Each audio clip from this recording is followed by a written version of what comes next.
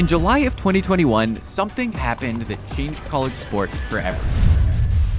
College athletes have legions of adoring fans. They generate billions of dollars in revenue, their coaches make millions, and they sell out stadiums. Big ones. In fact, the 9 biggest stadiums in the United States are all home to college football teams. They're in advertisements, they're in video games, and until recently, they didn't get paid at all. You'd think fixing that would be a good thing. And it is, but there's 2 sides to the story.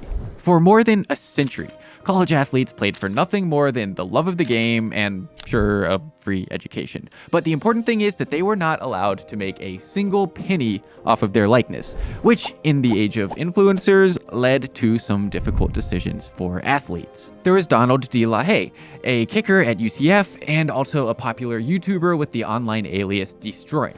The NCAA made him choose. He chose YouTube, and he lost his scholarship. And then there's Livy Dunn, an LSU gymnast who built a massive following during COVID, and then when she arrived at LSU later in 2020, she had 3 million followers, and she wasn't allowed to make a dime off of it because she chose gymnastics. The point is that this rule that was made back when helmets were optional did not work in the influencer economy. So in July of 2021, after getting sued by a bunch of different athletes like Destroying, the NCAA finally caved, and athletes were finally allowed to make money off of their name. And oh boy, do some of them make some big money now. One super important piece of the puzzle is Vols QB Nico Iamaleava, who signed an $8 million deal with Force Factor in 2022 when he first arrived at Tennessee. Now, between that and his other deals, he's making $3.1 million a year on his name, image, and likeness. And he's been a trailblazer, paving the way for other student athletes to sign huge deals of their own too. Like our friend Livy Dunn, the LSU gymnast slash influencer. Well, she has over 13 million followers, and now she makes $4.1 million a year off of her name, image, and likeness. Texas quarterback Arch Manning has an annual NIL of $6.5 million. Freshman forward at Duke, Cooper Flagg, has an annual NIL valued at $4.8 million. And here's my favorite. In 2022, Texas running back Bijan Robinson released his own brand of mustard, Bijan Mustardson. And now that he's pro with the Atlanta Falcons, Bijan's Dijon is the official mustard of the Atlanta Falcons. So student athletes are making huge money now, and for good reason. Think about the platform and influence that they have. They're not larger than life figures like the pros are. They're still students. They're authentic, they're relatable, and their followers, their fans, are extremely loyal. So for brands, this is a golden opportunity. This makes for content that feels natural and at home in people's feeds. Content featuring student athletes doesn't feel like a traditional ad. It's not flexing how great a product is. It's just a kid doing what they love, and, they happen to be wearing a pair of New Balances. It's social proof. It's just like any other form of UGC, really. The only difference is that student athletes exist in this weird space between being someone that people can relate to and also someone that people aspire to be.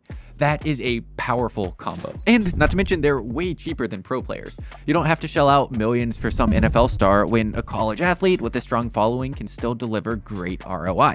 In fact, as a brand, you have options. Think about your goals and what you need to do to reach them. Arch Manning with his $6.5 million a year NIL is a great option for huge brands like Red Bull and Uber. But if you're a local gym in Austin, Texas, you can probably work your way a little bit lower down the roster and find someone with better bang for your buck. Someone with a strong local following instead of a strong national one. And then think about what your consumers look like. Chances are there's an athlete out there who will resonate with them. Let's go back to Livy Dunn, for example. She has millions of social media followers, but they skew young and social media savvy, great for beauty brands or fashion brands, but they're probably not the ideal audience for a high-end law firm. Or Cooper Flagg. He's a guy's guy. I mean, he's partnered with Fortnite, for example. So he's a perfect ambassador for video game developers or sneaker brands. Then think about how you want to activate your partnership.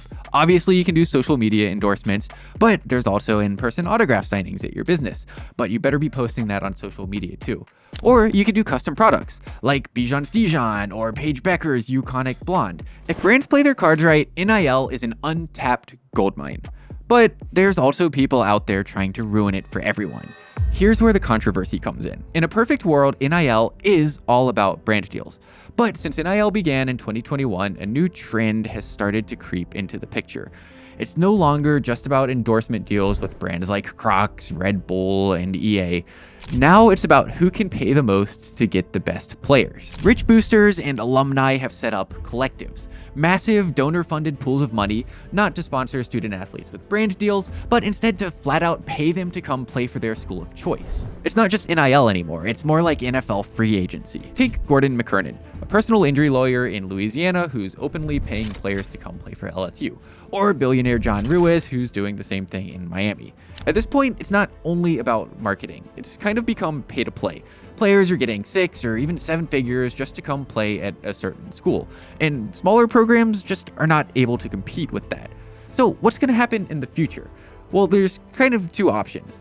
One, things just keep going as they are, and it's all just going to be dominated by the highest bidder. Or 2, the NCAA steps in and starts to regulate things, which could actually be a really great opportunity for mid-sized brands to start to get more involved with NIL deals. NIL has changed everything, for better and for worse. It's a marketing goldmine. It's a huge win for student athletes, and it's a branding opportunity that businesses should not ignore. But as big money collectives start to take over, we could see a reckoning in college sports. Will NIL level the playing field, or will it turn college athletics into a bidding war?